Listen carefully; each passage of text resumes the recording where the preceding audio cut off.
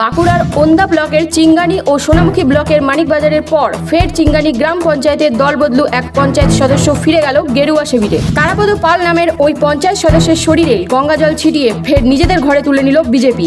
এর ফলে চলতি মাসে বাঁকুড়ার বিষ্ণুপুর সাংগঠনিক জেলায় যে 3 জন পঞ্চায়েত সদস্য বিজেপি ছেড়ে তৃণমূলে যোগ দিয়েছিলেন সেই 3 জনই ফিরে গেলেন বিজেপিতে।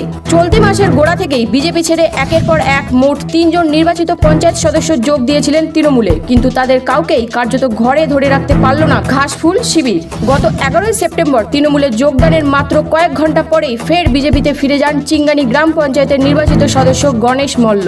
অন্য এক দল বদলু নির্বাচিত সদস্য হলেন তারাপদ পাল। গত 11 সেপ্টেম্বর তৃণমূলে যোগ দেওয়া তারাপদ পাল গতকাল ওন্দার বিধায়ক অমরনাথ সাহার হাত ধরে ফের বিজেপিতে যোগ দেন।